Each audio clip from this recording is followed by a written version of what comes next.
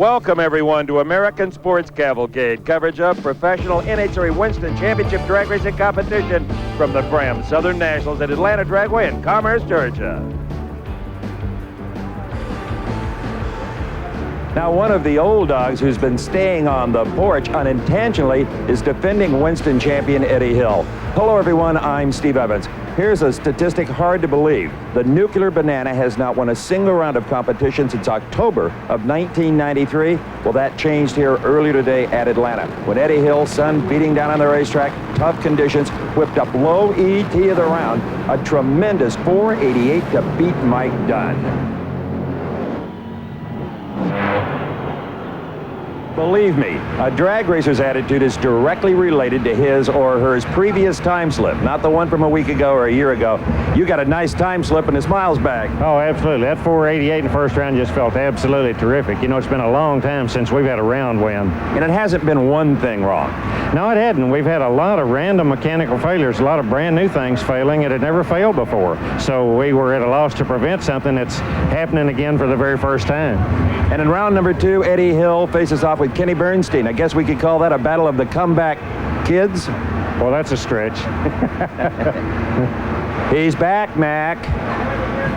Steve, I don't know whether funny car driver Al Hoffman could be considered an old-timer or a relative newcomer, but it is truly shaping up to be one great day for the driver of the Western Auto Slick 50 Dodge Daytona. Let me recap just a little bit of what went on in the first round. The number 3 qualifier, Kenji Okazaki, he's not here. He smoked the tires. The most recent winner at the Winston Select Invitational, Chuck Etchells, he's out of here based on tire smoke once again. Al Hoffman had qualified number 2 in a very tough 16-car field. And in the first round, he had his problems with smoking the tires, but was able to rein it in and cross the finish line with a great 5:25, well ahead of competitor Gary Bolger. As it has so often before, it is shaping up to be a battle between the number 1 qualifier and number 2. Hoffman is number 2, and guess what? We're going to have to talk about the guy number 1, John Force. How are you going to cope with him? Well, I wish we'd have had him in the first round, but that didn't happen, so I guess we're going to have to take it round by round. We got to get by the next round and just take it and hope we can run into him in the final. Well, that's where you would meet if you could both continue to win here at the Fram Southern Nationals. Right now, let's join Bob Fry with a story on Pro Stock. Dave, once again, the story in Pro Stock at Atlanta, like it has been at every national event so far. Could anybody stop the Big Four? The 2 Oldsmobiles of Warren and Kurt Johnson, and the 2 Dodges of Scott Jeffreyon and Darrell Alderman. Warren qualified number 1 here, and Scott Jeffreyon was right behind him in the 2 slot. But on the way to that semifinal, a funny thing happened. Jim Yates upset Darrell Alderman, and that opened the floodgates.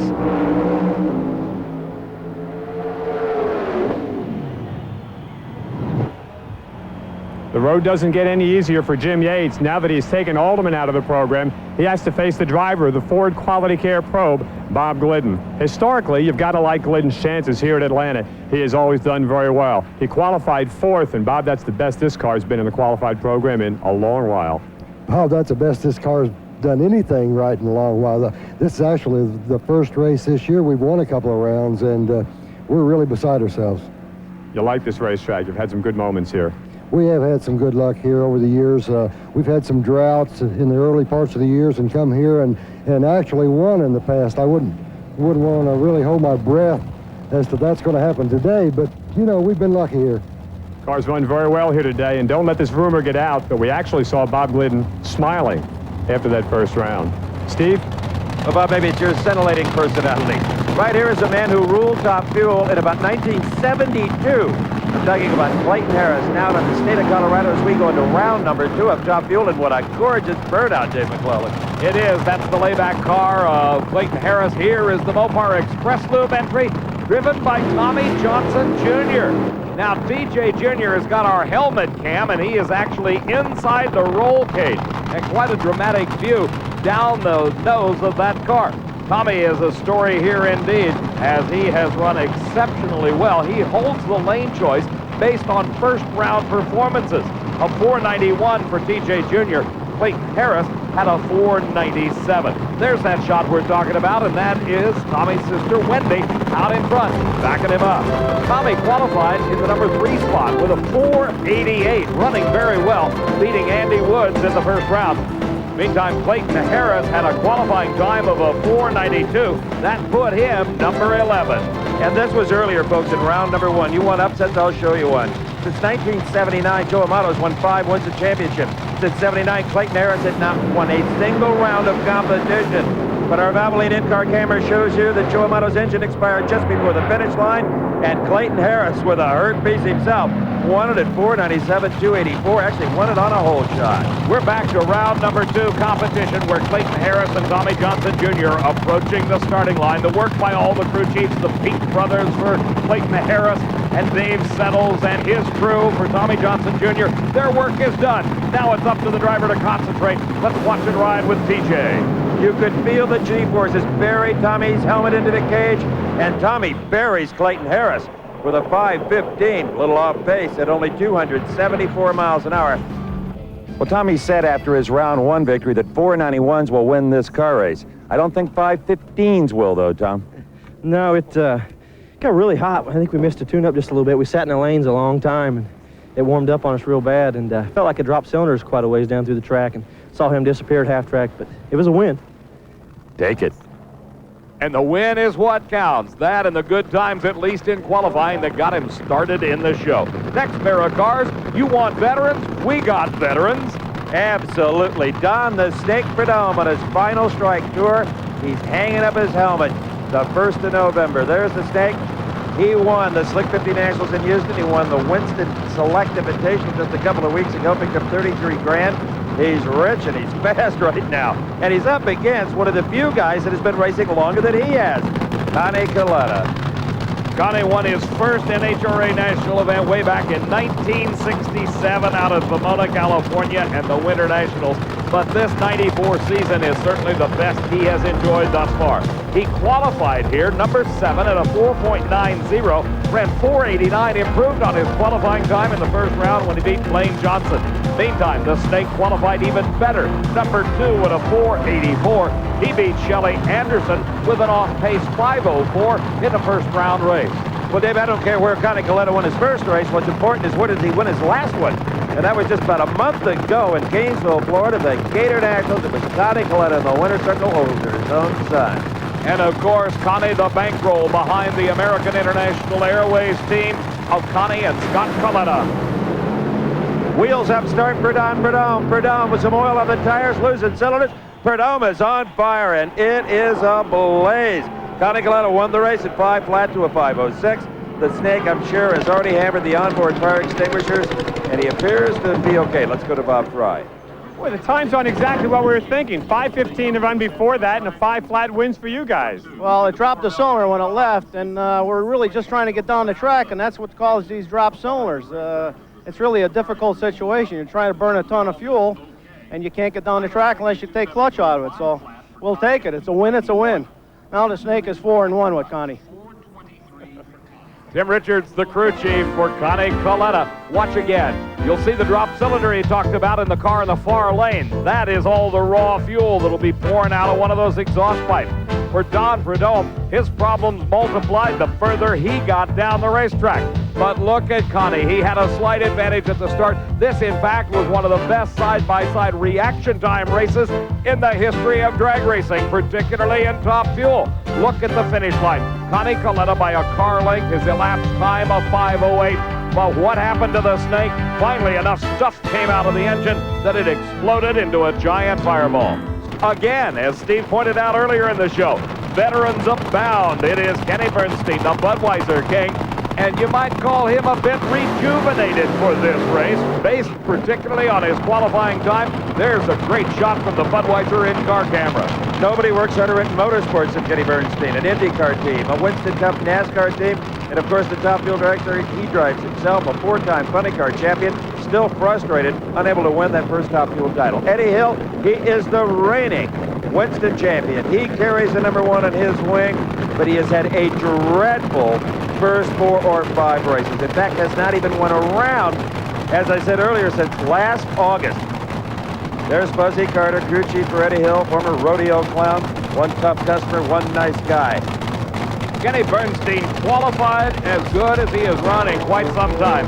running a 488 in qualifying. He beat Stevie Foster in the first round. Meantime, Eddie Hill with a Pennzoil Nuclear Banana whipped up a 495 in qualifying, and then he improved on it by quantum leap when he took out Mike Dunn in round number 1 with a great 488. This is the first really hot, sun-beaten down on the racetrack national event of the year. And a lot of them will be like this as we go through the late spring and into the summer. Bernstein wheels up here on board. And there goes the Nuclear Banana, 5 seconds flat. Eddie Hill has won his second round of 1994. And they both came on the same day. It is obvious that the heat is getting not only to the racers, but the racetrack as well, as 5-second elapsed times are now winning, where the round previously you had to run in the 480s to be really competitive. Watch here at the start. It is a good reaction time, only 0.02 of a second separating the two, but Bernstein lost traction, and that's what cost him the race. Next pair of cars. Here is the Kendall GT1 Mopar Swamp Rat of Don Garlitz, driven by Bruce Larson. And look at the unique wing strut in the back, a single strut. There's the Norm, the McDonald's dragster owned by Larry Minor, driven by Corey McClenathan. The multiple struts holding up that giant wing. That's the standard. Our father who art from Florida, Big Daddy Don Garlitz, retired from the cockpit due to some eye problems, but still owns the car, wrenches the car. Bruce Larson at the wheel, who earlier today met up with Scott Kalitta, the #1 qualifier at 481. Larson was in the near lane, Scott Kalitta in the far lane. Scott Kalitta possibly a little bit complacent.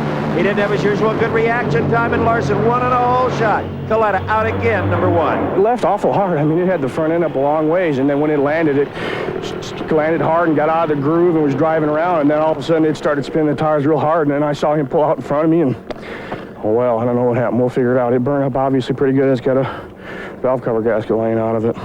Qualified #1, out round 1. With the quicker elapsed time, it was a 486 for Scott Kalitta. Bruce Larson running only a 491. Corey Mack is now the opponent for Bruce Larson here in round number 2. Corey had qualified a 490. That was good for number 8 and whipped up on Michael Brotherton in the first round. And after that Larson whole shot victory, Don Garlitz was down there pounding old Bruce on the back, thanking him for doing his job and saving the day. Larson and Corey Mack both taking their time about staging. Bruce is rolling forward. Here's Corey Mack, and Bruce Larson leaves the starting line actually before the tree is even activated. Gets a 0.000 reaction time, a 499 for Corey Mack at 271. Well, on one round, he wins on the whole shot, loses by a red light in the next. Corey Mack against Eddie Hill, the veteran against the youth. And Corey has the lane choice. On the other side of the ladder, it's the same story. The youngster Tommy Johnson Jr. against Connie Kalitta. Connie holds the choice of lane. The crowd just loves this guy. Don Prudhomme making his final appearance at Atlanta Dragway as the driver, saying so long to the fans. You're watching. We are back at the NHRA Fram Southern Nationals at Atlanta Dragway in Commerce, Georgia. Tommy Johnson Jr. personally making some wing adjustments to that car. My guess is putting more wing in it to try to stick it to this tricky racetrack. He'll race Connie Kalitta in the Top Fuel Final Four. Right now, you want a shocker. Jerry Caminito in the near lane, the weekend warrior, has been outstanding. Caminito almost didn't come to this race because he was broke. So they came up the Eastern Seaboard displaying the car for a few bucks anywhere anybody wanted to see it. That got him enough money. So if I don't qualify, I have to get out the yellow pages and display my way back to New Jersey. Jerry's opponent here in round number 2 at Atlanta is Jim Epler and the Rug Doctor Oldsmobile. A bit of a shocker, as Steve said, to find the Blue Thunder car here in round number 2. In the first round, Caminito, who had qualified 13th with a 535, was up against Chuck Etchels, the number 4 qualifier, at a 523. Chuck may already be wondering when his season's going to level out, because about a month ago he burnt it to the ground in Gainesville. 2 weeks ago, he was the winner at the Winston Select Invitational. Here, fire smoke caught him and Etchels lost. So now Jerry Caminito has to face the number 5 qualifier. We're talking about Jim Epler, a 523. Vancouver, Washington driver beat Freddie Neely in the first round. Neely this weekend was driving the Worsham family Oldsmobile funny car. All right, in the far lane, one of only 2 cars to ever top 300 miles an hour in a funny car breed. This is a bit of a staging battle here. Caminito doesn't have a lot to lose.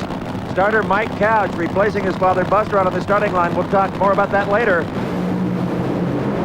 Look at Caminito. Oh, and somehow Epler backpedaled that car, rehooked the tires a bit, and won at 5:49 to a 5:56, but he knew he had been in a fight. The plaintive cry of funny car racers across the board. We can't hook up in the second half of the track. Here is one of the truly exciting stories of 93-94, the young man from Ohio, Dean Scusa. His opponent is Gary Densham, and there's some fluids running out of that car. The engine is still running. Apparently it's a fuel leak. The crew in there, boy, is that a fuel leak. Looks like Niagara Falls is the group. Mike Couch telling them to shut it off, but they're still trying to repair it. The Scusa team going through their normal procedures in the opposite lane. And it looks like they've got it tightened up. Gary Densham qualified 14th. He ran a 5:45, upsetting Kenji Okazaki in the first round.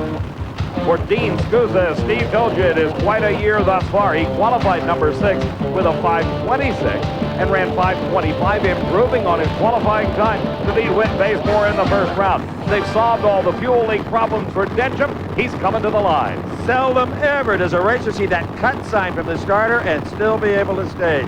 He got a reprieve at the last possible second.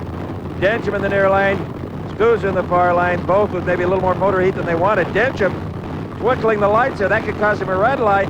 You got to get firmly staged. Scusa's in. Scusa being cool up there. Whoa, and boom goes the floor on Gary Densham's car, and Scusa just kind of slides into the final four at 5:55, 270 miles an hour. This may be an instance where Gary Densham should have followed Mike Couch's instructions and shut it off.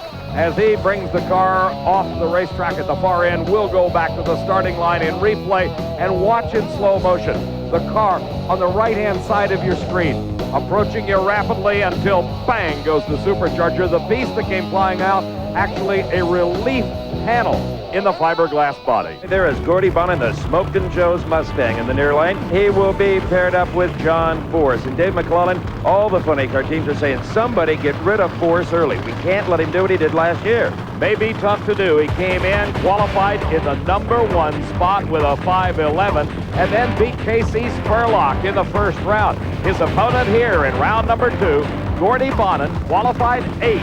One of the best showings he's had all season long with a fine 5:27. He won over Tom Hoover in the first round, and maybe here in round number 2 against John Force, he might have a bit of an advantage because he has a former Force crewman working for it. That's right, engine builder Larry Frazier. Interesting matchup here. These two drivers have very similar styles. You could call it fearless. Bonnin all over the racetrack of that Mustang, smokes the tires, and Force pulls it out. A 5.30 elapsed time at 277 miles an hour. John Force goes to the final four, but still the best showing, as Dave said, yet this year for Gordy Bonnin. That's Helen Hoffman muscling the body down on the Western Auto Slick 50 Dodge Daytona, driven by her husband, Al Hoffman. Here in round number 2, he is racing the surprising Paul Smith. And the interesting thing to note here is that Hoffman has got the lane choice, and he has selected maybe the lane that other people think is not quite so good. Here he is making a check of the supercharger to see if all is well. Hoffman had qualified 2nd at a 5:21. His first round victim was Gary Bolger. Meantime, Paul Smith surprised everybody, qualifying number 10 at a 5:29. Who did he take out in number 1?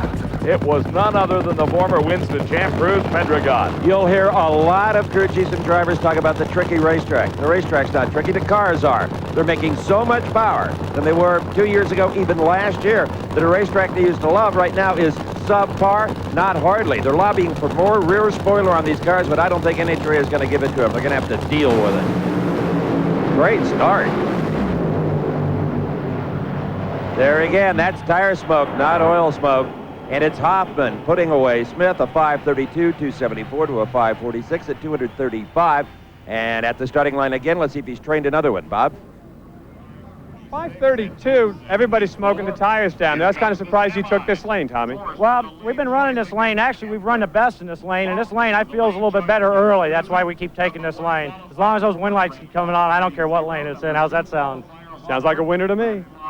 So Tommy Anderson's got a smile on his face. He goes into the semifinal with his driver Al Hoffman to race the surprising Dean Scusa. Hoffman holds the lane choice.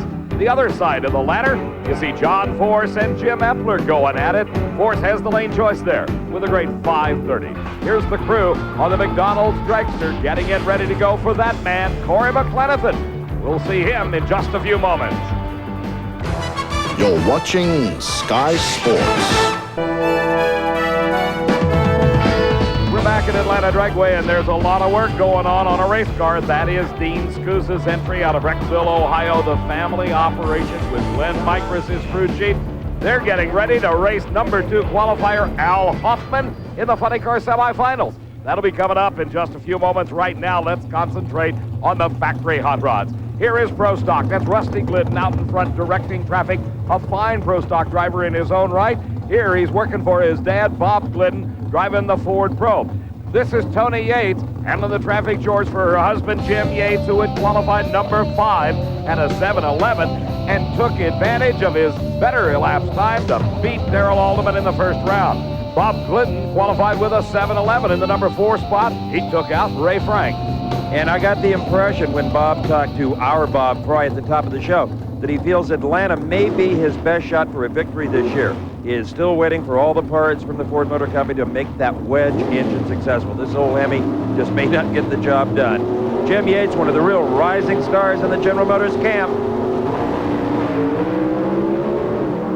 Glidden was a little tardy off the mark.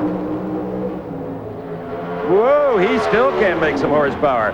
A 7:19 drives around Jim Yates 7:26. 192 for Glidden, 3 miles an hour faster than Jim Yates.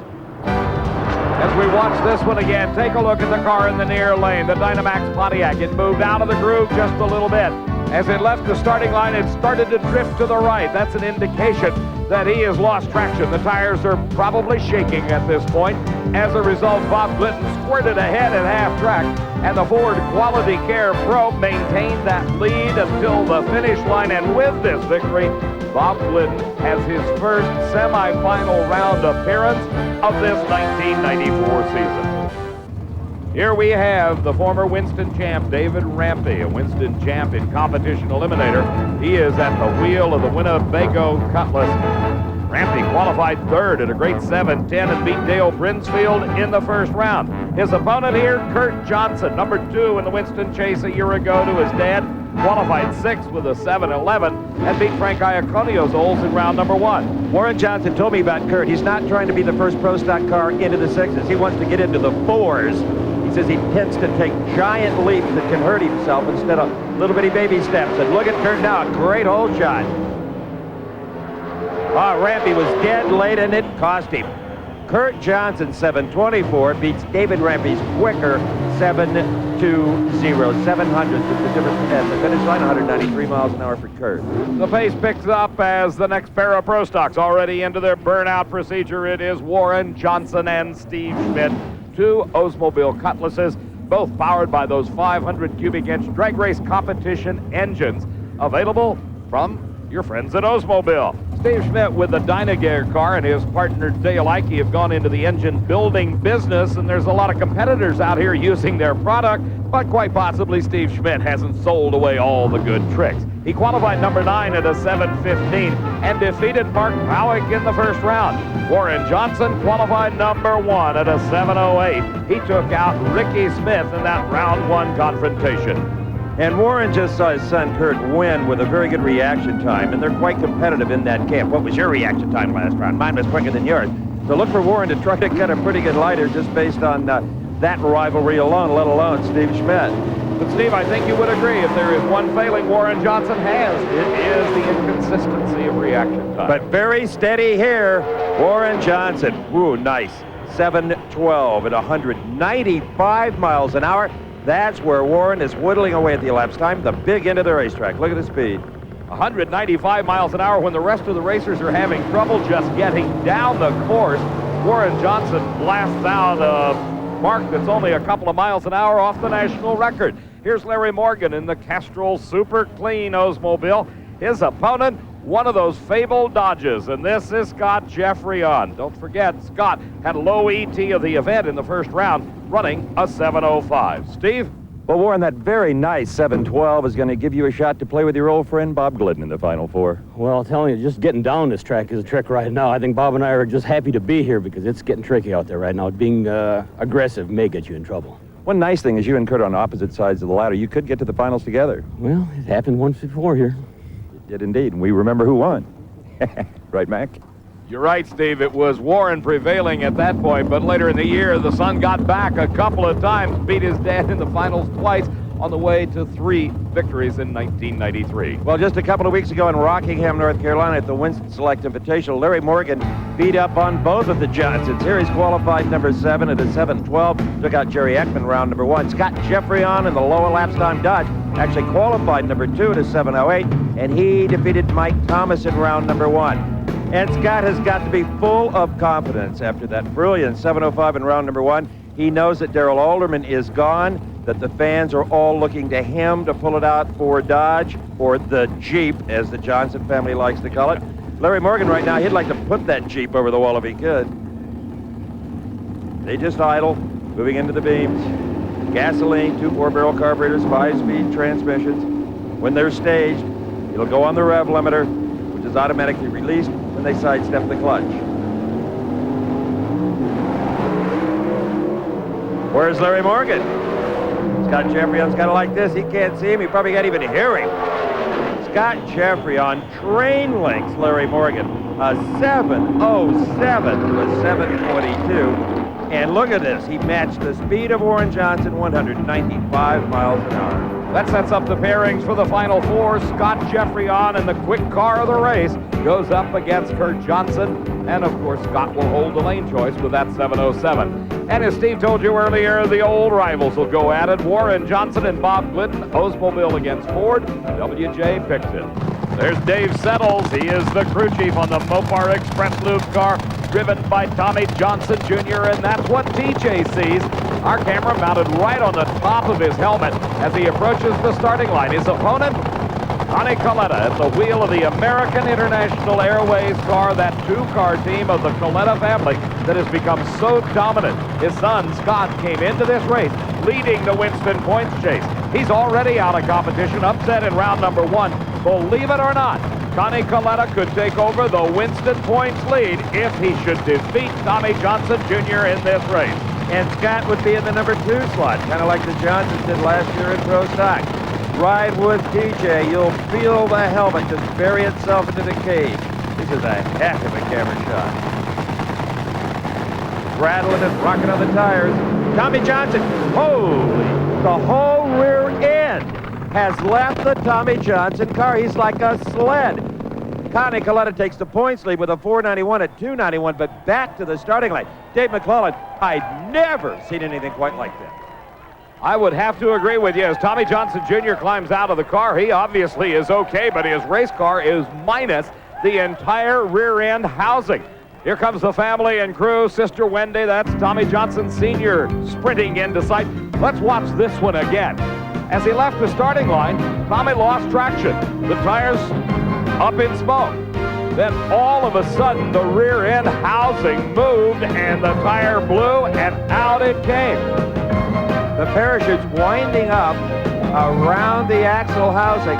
This may be like the chicken and the egg, Dave. We may never know what happened first. Did the chassis break or did a tire blow? I can't tell. From another angle, it is very difficult to tell. We do know that the right rear tire did let go. That was the big chunk of rubber you saw go up in the air. But I have never seen the entire rear end housing rip out of a dragster such as that one did. And this was right off the starting line. Thank goodness it didn't happen at speed. Let's go down and join Bob Fry. He has caught up with Tommy Johnson Jr. Tom, you have any idea what happened? No, it left pretty decent. Had the front end up a little bit. Smoked the tires, lifted, and yeah, next thing I know, the car was going sideways. I big kaboom, and I couldn't tell what happened. You don't appear to be any worse for wear? Nah, just a little angry. That's a pretty good old drag race you guys had here today. It's a tough way to lose. Yeah, it's been a great weekend, you know, and it's just a shame this had to happen. But spare cars in the upper deck. We'll be at Memphis, ready to go. Glad you're okay, Tommy. Thank you. Here is Corey Mack at the wheel of the McDonald's dragster. The youth in this sport, much as Tommy Johnson Jr. was. He is up against the Pennzoil Nuclear Banana, driven by the Winston champion Eddie Hill. And as we talked at the top of the show, this has been the first real bright light for Ursi and Eddie Hill in the 1994 season as they attempt to defend their Winston championship. Detroit Gasket along for the ride on this car. Eddie obviously has not won this year. Corey Mack has at Phoenix, but we have not had a repeat winner in 4 Winston Points races. Here we go, the raw fuel, the trademark of the Hill tune-up. Where's Corey? Back a full Carling. Oh, the Hill crew celebrating as if that was the final round of 498 at 288 miles an hour. Corey Mack somewhere fell way off of 510 at 259. Look what the master did to the student. Put a driving job on him on the starting line. Then the McDonald's car fell off pace just a little bit. As they approached the finish line, the Pennzoil dragster at 288 miles an hour just squirted ahead. Corey Mack having some problems. He shut off to only 259. If you were to total up the ages of our 2 finalists in Top Fuel, you would top the century mark easily. Connie Kalitta holds the lane choice. And here is someone that is perceiving an opportunity for her husband, Al Hoffman, to move into the funny car final. Tom Anderson, the crew chief, drops the body. That's Glenn Micros, the crew chief for Dean Scusa. Not only is he a great wrench, but he's a good driver in his own right. In fact, over the winter, he won a major Top Fuel event in Australia. This guy gets around. Dean Scusa, likable young guy. His family so enthusiastic about him having a career in this sport. And Al Hoffman said earlier, this kid's a comer. He's not taking him lightly. Bet on it. 5,000 horsepower apiece. Maybe even more. Great start. Hoffman falling back. Hoffman is out of this thing. Dean Scusa, for the first time in his career, goes to a final round at 536, 276 miles an hour. Something obviously mechanically going wrong with the Hoffman automobile. The one half of the final pair for Funny Car is set with a 5:36 elapsed time. If either one of our next 2 drivers want lane choice, they've got to run quicker than that. Here is the Rug Doctor, Oldsmobile Cutlass, driven by Jim Epler. Getting those huge 17-inch wide Goodyear slicks as hot as he can. And here's the guy that has been dominant all day long. John Force with the Castrol GTX Chevy Lumina, definitely the class of this field. And we hear an engine being shut off on the starting line. It is the Rug Doctor Rosemobile. Mike Glover, the crew chief, comes over to raise the body for Jim Epler. The engine shutting itself off, being starved of fuel. That's how you turn off these nitro-burning Hemis. Hit the fuel shut off and just run it dry. Let's go down to the far end once again and join Steve. There in the back of the Hoffman van, you see the broken blower belt. If it wasn't for that, you might be headed for the final. Yeah, hit spun the tires out there. I think the motor got up a little bit, and it snapped the belt. So what are you going to do, Dean Scusa? I'm glad to see him in the final. He'll give Force a hard time. And John Force is trying to gain the lane choice. And he does. Look at that. 525, 281 miles an hour. And the question on everyone's mind is who will stop the Force juggernaut? Let's go to Bob. Jim, can you tell us what went wrong? Well, we had to change rear ends between that round, and something wrong with that rear end. It's either in the final drive or the rear end, but we'll see. It's sometimes the way the luck works. You guys have had some strange luck this season, winning and losing. Well, this racing deal is a lot of luck, and we're just happy to have this Rug Doctor Winnebago Oldsmobile this far when we're struggling like this. Good luck to you. See you in Memphis. So Jim Epler disappointed as mechanical problems put him out of contention. It'll be the youngster, Dean Scusa, his first final round appearance. I don't know how many finals for John. All right, who do you like here, Mac? Well, this is going to be a tough one to pick. Glidden is running better this weekend than he has all season long. In fact, maybe in the last year and a half, 2 years. But Warren Johnson is the consistency of great performances. Glidden last the stage, and the first to leave. Instant disqualification for Glidden, who also got way out of the racing group. Warren Johnson, like clockwork, crosses the finish line, the winner at a 7:13. Speed of 194.80, pushing on that 195 mark. And not a bad reaction time at all. We're not talking about Glidden, of course. We're talking about WJ. Bob left a couple of hundredths of a second too quick. WJ, a very respectable 4:43. Remember, 4:00 is absolutely perfect in pro light racing. You're on board with Scott Jeffrey in the quickest car thus far this weekend here in Atlanta. The Mopar Parts Dodge Daytona with a 500 cubic inch B1 bomber engine under the hood. If his opponent should win, father and son in the final. We take advantage once again of the Mopar in-car camera. What a view out the front window of the Daytona. Ever since our Houston coverage, it's no secret even to the fans that Warren Johnson and Scott Jeffrey don't like each other. There was a huge staging battle, some angry words at the end of the racetrack, but actually Kurt and Jeffrey are rather friendly. All over the racetrack is the Dodge. Jeffrey does a great job of controlling it to a car length victory, 7:14 to a losing 7:20. Kurt won the war of reaction times and made the race closer than it might have been otherwise. Well, Scott may have the round victory, but he will not hold the lane choice in the final round. His 7:14 does not improve on the 7:13 previously run by WJ, so the Winston champ will hold the lane choice as they duke it out once again here in Atlanta. Steve? I know a lot of the fans out there watching television remember Houston. This is a rematch. Well, they're always fun. What can I say? We enjoy them. Kurt Johnson over to offer his congratulations. Don't go away. You're watching Sky Sports. The sprawling Atlanta Dragway in Commerce, Georgia, north of the city of Atlanta, host of the Fram Southern Nationals. I'm Steve Evans along with Dave McClellan and Bob Fry, and all we have left are the three professional final rounds. The Yellow Rose of Texas pulling through the staging lanes. Ursi Hill steering the car with the big number one. They're confident. Right now, though, it's pro stock. This is worth the price of admission alone. Jeffrey and Johnson. Do you think they're going to go at it again like they did in Houston? You think they're going to sit there and literally go through that burn-down procedure? Psychologically, it took its toll on both drivers. You know, if I was Scott Jeffrey I'd surprise Johnson. I'd move up and put both lights on as quick as I could and say, here you are, anytime you're ready. But I don't think they think that way. It's hard to determine what can go on, and of course, with Buster Couch not here, his son Mike serving as the starter, we've seen him throughout this day do a very creditable job. In fact, emphasizing that the starter is in control of the starting line a couple of times to other racers.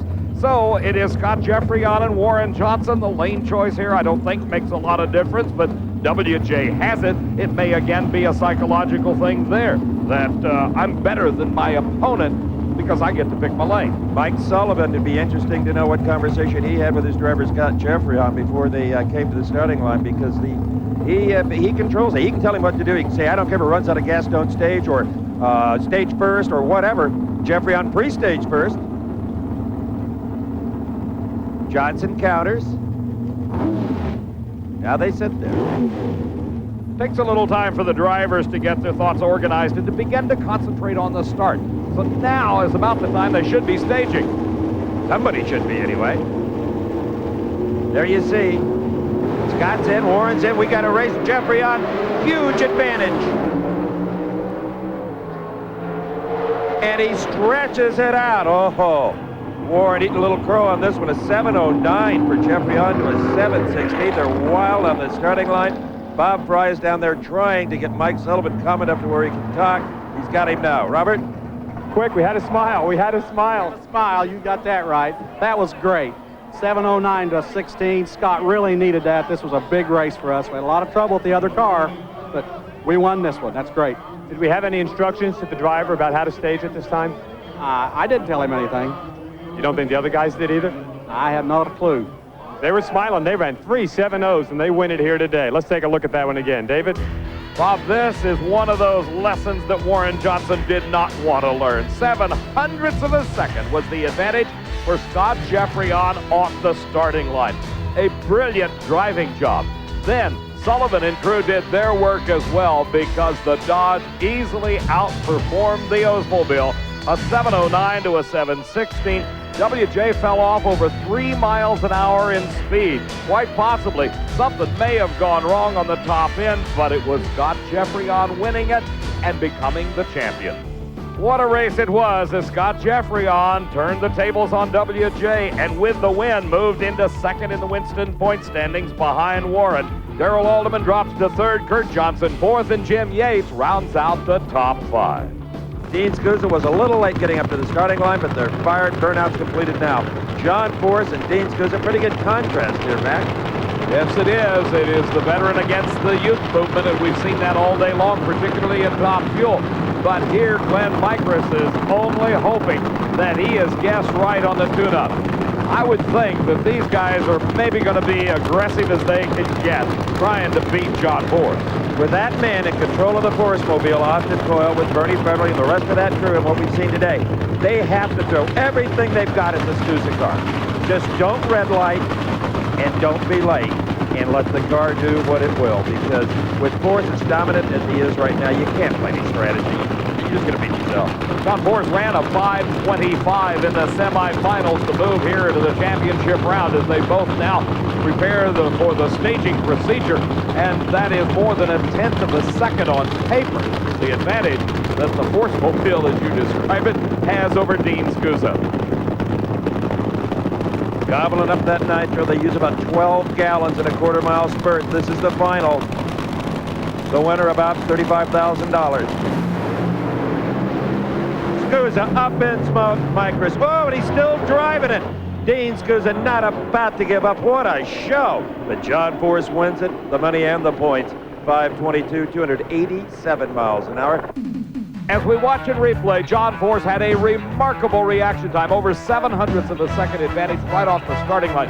Scusa went up in smoke. He not only went up in smoke, he darn near burned it down to where the air showed through. Look at that, dirt tracking his way down the racetrack, getting it dead sideways, finally deciding I better lift because otherwise I may wear the shiny off of it.